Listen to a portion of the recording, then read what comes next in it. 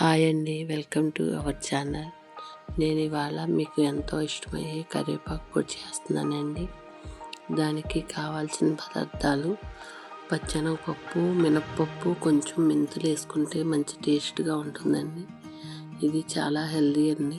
పిల్లలు కరివేపాకు ఇష్టపడరు కాబట్టి ఇలా మనం కరివేపాకు పొడి చేసుకుంటే చాలా ఇష్టంగా ఇడ్లీలోకి, రైస్లోకి చాలా బాగుంటుందండి.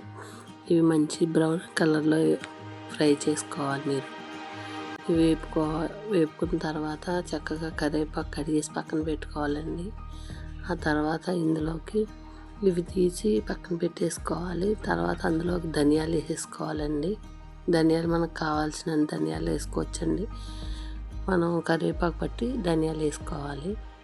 ఈ ధనియాలు కూడా మంచిగా ఫ్రై అయ్యాక వీటిని కూడా చూసుకుంటూ మంచిగా సిమ్లో పెట్టుకుని వేపుకోవాలండి. నూనె కొంచెం ఎక్కువే పడుతుంది ఫ్రెండ్స్ అందులోకి. అలాగే ధనియాలు కూడా వేగిన తర్వాత ఆ ధనియాలు కూడా తీసేసుకోవాలి. తీసుకుని పక్కన పెట్టేసుకున్న తర్వాత ఈ కరివేపాకు వేసుకోవాలి. ఈ కరివేపాకు వేగిన తర్వాత బాగా వేపుకోవాలండి.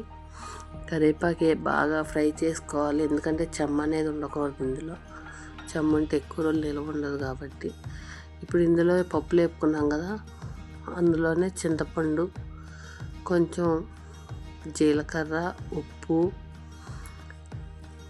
వేసుకోవాలి.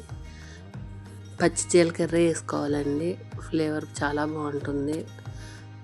ఇందులో నేను ఎల్లుల్లిపాయలు, ఒక రేక ఎల్లుల్లిపాయలు వేసుకోవాలండి, ఒక పాయి. నేను ఇందులో ఎండుమిరగాయలు వేపలేదు ఫ్రెండ్స్, మీరు గమనించారో లేదో. నేను ఇంట్లో ఆడిచ్చిన కారం వేసుకున్నాను. ఒకసారి మీరు ఇలా ట్రై చేయండి, చాలా బాగుంటుంది. కంపల్సరీ ట్రై చేయండి, చాలా టేస్ట్గా ఉంటుంది.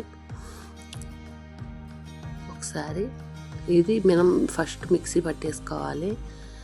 అప్పుడు పప్పులు అనేది బాగా మెత్తగా మంచిగా నలుగుతాయి.